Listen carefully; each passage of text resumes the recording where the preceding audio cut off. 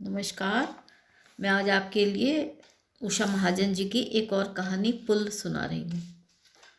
तो शुरू करते हैं कहानी पुल। 10 सवा 10 बजे घड़ी की सुइयाँ तो ठीक से घूम रही थी अपनी धुरी पर, लेकिन विंध्या को लग रहा था जैसे वक्त वहीं थम कर रह गया हो, और मन था कि बेचैन व्याकुल पल पर इंतज़ार में डूबा तरह तरह के अनुमान लगाता। वो आएगा, वो शायद ना भी आए। अगर कहीं किसी ज़रूरी काम से मीटिंग में फंस गया हो तो सब उसकी मर्ज़ी पर निर्भर करता था। अपनी मर्ज़ी हो तो उसे ज़मीन से उठाकर आसमान पर बिठा देगा, इतनी तवज्जो देगा कि उसे महसूस करा दे जैसे ज़िंदगी में उससे महत्वपूर्ण उसके लिए कुछ है ही नहीं। नहीं तो वायदे तोड़कर भी कभी पछतावा तक जाहिर नहीं करता। कभी जी होता है कि सोमेश से खूब खूब नफरत करे, लेकिन पता नहीं क्यों विंध्या को सोमेश से अलग कुछ सूझता ही नहीं। एक मध्य सा उन्माद है जिसके तले अपनी इच्छा अनिच्छा, भले बुरे, सुविधा असुविधा का तो अब उसे होश ही नहीं रह चला है। वो दौड़कर बालकनी में गई और रेलिंग पर उचक कर दूर तक सड़क के अंतिम छोर तक दृष्टि गड़ाए अपनी तरफ दौड़ने वाले वाहनों की अनवरत पंक्तियों में उस जानी पहचानी विशालकाय गाड़ी को तलाशने लगी।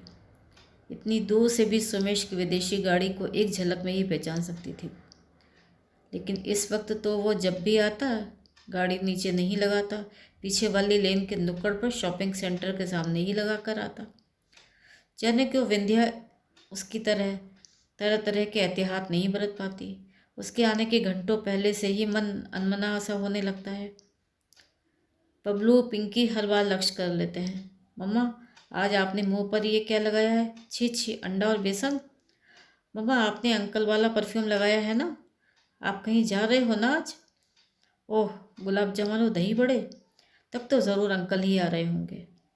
तब पता नहीं क्यों अपने ही बच्चे उसे जहर से लगने लगते। मन ही मन खींच उठती है। ये ना होते तो कितनी फ़र्क होती उसकी ज़िंदगी। जी भर कर सोमेश के साथ को जी सकती थी वो।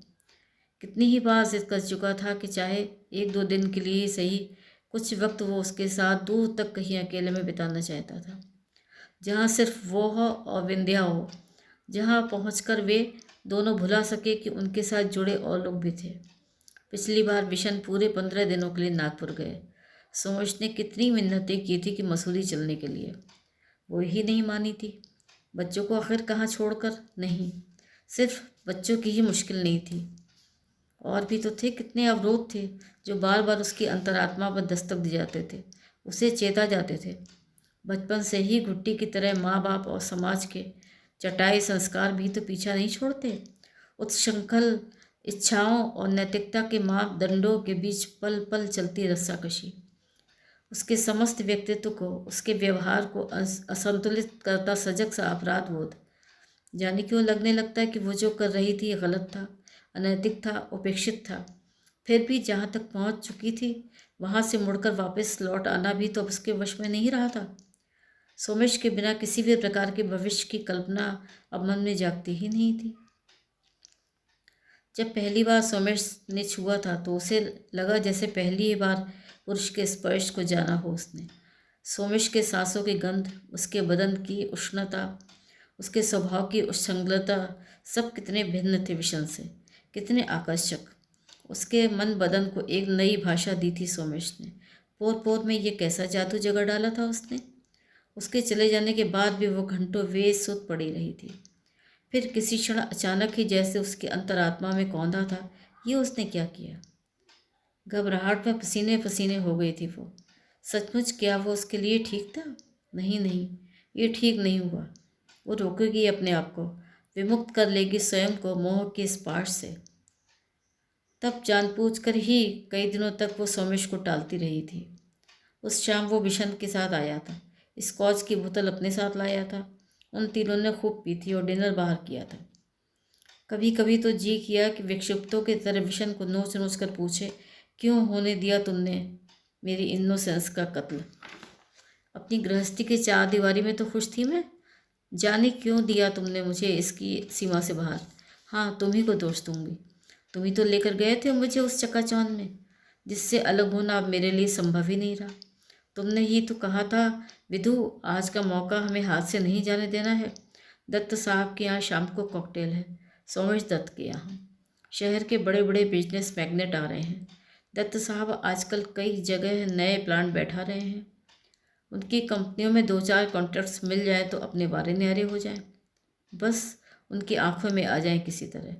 सुनो, रात देर तक चलेगी पार्टी, बच्चों को जल्दी खिला पिला कर सुला देना। और सुनो, वहाँ झिझकना नहीं, एक आध पैग स्कॉच का ले लेने में कोई। ये तो अपनी किस्मत अच्छी थी जो मैं चड्ढा साहब के साथ मिलने उन्हें गया, उनके साथ मुझे भी उन्होंने इनवाइट कर दिया। अच्छा, तो फिर तैयार रहना शाम को, ज़रा अच्छी तरह। चकाचौंध। सचमुच ऐसा नज़ारा देखा हो तो शायद फिल्मों में ही देखा हो। कभी तिपहिये से इधर से गुजरते इस विशाल कोठियों की पंक्ति को देखकर चमत्कार तो हमेशा ही होती रहती थी, पर इनमें से ही किसी एक की ऊंची ऊंची चार दीवारी के अंदर उस मायावी वातावरण का हिस्सा बनने की तो कभी सोची भी नहीं थी। देश के इतने बड़े वास्तुविद की कल्पना का कमाल ये कोठी। समतल सपाट लॉन, नर्म मुलायम धूप का धानी गलीचा भी बिछा हो जैसे। मध्यम मध्यम बत्तियों का स्वप्निल प्रकाश, पता नहीं किस कोने से छन छन कर आती संगीत की धीमी स्वर लहरियाँ, धीरे धीरे बढ़ता मेहमानों का दायरा, साफ सुथरी टिप टॉप वादियों में चांदी सी चमकती ट्रेयों में स्कॉच और जिन के खनकते गिलासों को इधर उधर से फुदकते बैरे। मैम, जिन विद टॉनिक और नो, पास खड़ी मैडम ने कहा। Scotch with soda. तब बिशन ने विंध्या को टहोका मारा। देखा, और बैरे के करीब आते ही ट्रे में से स्कॉच का ग्लास उठाकर उसे थमा दिया। साथ ही अपनी कमेंट्री भी जारी रखी। देखो विधु, उधर वो जो खड़े हैं कोने में सोमेश दत्त के साथ, अरे यार मिनिस्टर हैं पन्ना लाल जी। और वो उधर मधुमालिनी फिल्म स्टार, और वो बहुत बड़ा जर्नलिस्ट है, हाँ, वहाँ का एडिटर। मिशन ने ही उसे स्कॉच का दूसरा पैक थमाया। तीसरे के लिए फिर किसी को कहना नहीं पड़ा। विंध्या तब पहली बार भूली थी कि घर में 2 छोटे छोटे बच्चों को छोड़कर आई थी। पता नहीं डर ही ना रहे हो। बाहर से ताला लगाकर यूँ ही कई बार उन्हें छोड़ना पड़ता था, पर इतनी रात गए। विशाल से बातें करते हुए सोमेश की नज़र कई बार विंध्या से मिली थी। क्या था उसके इस तरह देखने के पीछे? अपने जिस्म पर उसे सोमेश की दृष्टि का एहसास बना रहा था। विशाल ने भी लक्ष्य किया था, ये उससे भी छुपा नहीं रहा था, और ये भी कि उसने कतई माइंड नहीं किया था। विशन तो बेहद खुश थे क्योंकि सोमेश दत्त तो उन्हें इतना महत्व दे रहा था, और उसने उनके घर आने का विशन का निमंत्रण भी स्वीकार कर लिया था। सोमेश के साथ जुड़कर विशन ने क्या नहीं पाया।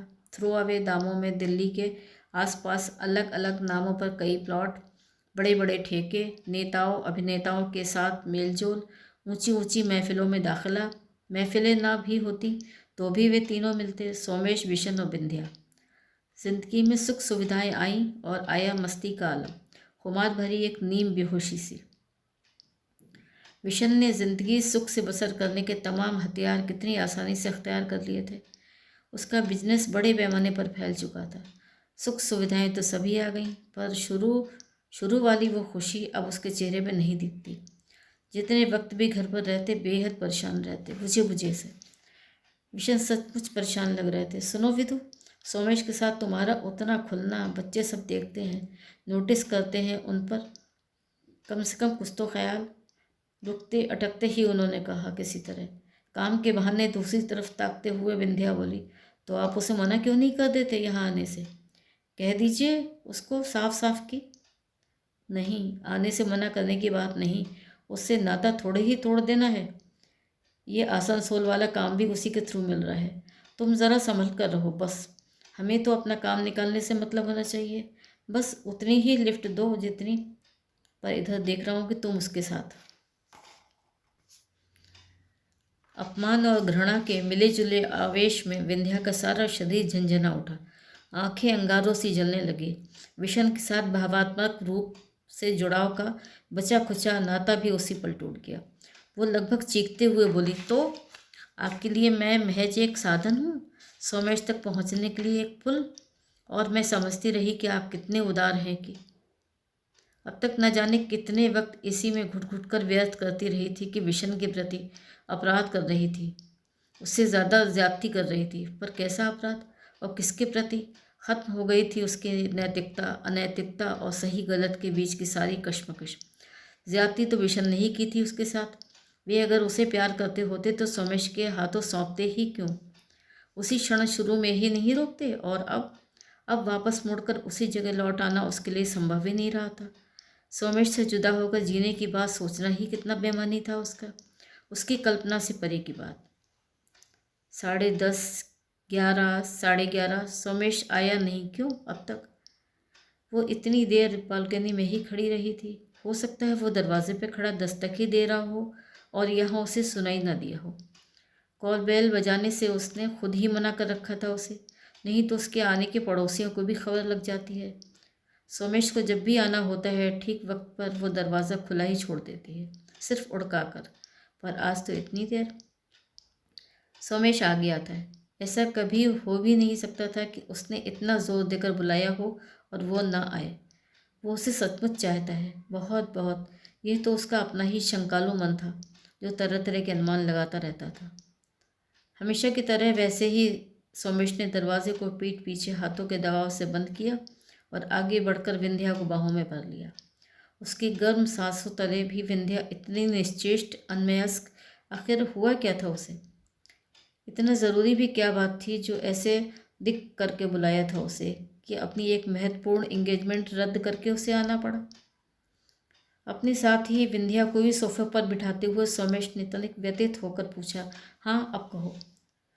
सोमेश का हाथ अपनी हथेलियों के बीच ले उसकी आंखों में आंखें डाल हिचकिचाते हुए से विंध्या ने पूछा, सोम एक बात पूछूं? हाँ स्वीट हार्ट पूछो ना, ऐसी भी क्या बात होगी जो तुम इतनी परेशान? अच्छा सोम, अगर मैं विशन को छोड़ दूं, तलाक ले लूं तो? सोमेश ठठाकर हंस पड़ा, अभी भी कौन सी तुम उसके साथ हो? विंध्या का चेहरा फक। बात तो इतने ऊंचे ढंग से लेगा सोमेश, बस इतनी ही संवेदना थी उसके मन में उसके लिए। कभी सोचा भी ना होगा उसने कि एक साथ दो पुरुषों के साथ निभाने की तकलीफ क्या होती है। किन किन परिस्थितियों और विषमताओं से जूझते हुए चाहा था कि उसने सोमेश को, किन किन अंतर्द्वंद्वों से गुजर कर भी वो उसके प्रति सच्ची बनी रही थी। सोमेश ने शायद उसकी आंखों के बदलते हुए रंग को पकड़ लिया। बात बदलते हुए धीरे से उसकी नाक को चूमते हुए बोला, तुम तो अब भी मेरी ही हो हनी, पर हाँ तब मिलने में इतनी दिक्कत नहीं हुआ करेगी। तब तो मेरे नजफगढ़ वाले फार्म हाउस में रह सकती हो, बेफिक्र, निश्चिंत। It will be exclusively yours. और बच्चे, इतनी दूर से वे स्कूल कैसे आया जाया करेंगे? इस बार सोमेश ठठाकर हंसा नहीं, बिल्कुल गंभीर होकर उसने कहा, विधु देखो, बच्चों को लेकर तुम्हारा ये ऑब्सेशन ही हमेशा हमारे बीच अड़े आता है। वैसे भी बच्चे तुम्हें वो देगा भी कि नहीं? मन की आंखों पर मोह का कौन सा पर्दे डाले जी रही थी अब तक। इसी निर्मोही प्रेमी के लिए अंतर की तमाम कोमल भावनाओं को व्यर्थ करती रही। उसने तो सोमेश को उसके सारे संबंधों के साथ चाहा था, उसकी कमियों खामियों के साथ अपनाया था, और एक वो था जो उसे अपने पेट के जाए बच्चों से अलग करके सोने के पिंजड़े में रखना चाहता था ताकि वो उसके काम आती रहे जब उसका जी चाहे। क्या रखेल बना कर रखेगा उसे? सिर्फ दिल बहलाने की चीज़ थी वो उसके लिए। विशन उसे साधन बनाकर यूज़ करता रहा और सोमेश अपने धन वैभव की सीढ़ी लगाकर उस तक पहुंचता रहा, और वो मूर्ख उसे यही सोचकर अपना सब कुछ समर्पित करती रही कि वे एक दूसरे पर बराबर के हकदार थे। अवसाद का घना होता साया उसके चेहरे पर छाने लगा। तो क्या इसी छलावे के पीछे कुर्बान करती रही अपनी भूख प्यास, सुख चैन, अपनी सभी प्राथमिकताएं? अपने नन्हे नन्हे बच्चों तक को उपेक्षित कर दिया था उसने इसी व्यामोह के अंतर्गत? जिसे कभी इतना इतना प्यार किया हो, उसी के लिए मन में कभी इतनी इतनी नफरत भी फूट सकती है? ये तो आज ही इसी क्षण जाना था। विंध्या ने कानों के लबों पर फिसलते सोमेश के होठों का स्पर्श बदन पर छिपकली रेंगने का सा एहसास पैदा करने लगा। नीच, कमीना, कायर। पर क्या सोमेश उसे इतनी ही आसानी से मुक्त कर देगा? उसने शायद दुनिया भी देखी नहीं है, पर सोमेश को तो जानना अब उतना कठिन नहीं रहा था। ठीक है सोम, मैं विशन को छोड़ दूंगी और बच्चों को भी, पर तब तुम्हारे नजफगढ़ वाले फार्म हाउस में क्यों रहूँगी? तुम्हारे साथ, तुम्हारे माता पिता के साथ, तुम्हारी दिल्ली वाली कोठी में ही क्यों नहीं? उसकी चोली के हुकों से उलझती सोमेश की उंगलियां वहीं ठिठक कर थम गई। खिसियानी सी हंसी हंसते हुए बोला, लगता है आज तुम्हारा मूड नहीं है। बच्चों के घर लौटने का वक्त हो रहा है क्या? अच्छा भाई, चलता हूँ अब। मैं तो इधर काफ़ी व्यस्त रहूँगा कुछ दिन दफ्तर के कामों में। तुम ही फ़ोन करके बताना जब मिलने का जी हो। वो कब उठा और उठकर चला गया। विंध्या को होश नहीं। वह तब से उसी तरह बैठी थी। गालों पर बहती आंसुओं की धार कब की सूख चुकी थी। अब तो बची थी सिर्फ दिल में तीव्र से तीव्रतर होकर दहकती क्रोध और घृणा की लपटें। अगर उसे 2 कत्ल माफ़ करने होते तो पहला वो विशंत का ही करती। नमस्कार, तो ये थी आज की कहानी पुल। कहानी सुनने के लिए आप सबका बहुत बहुत धन्यवाद।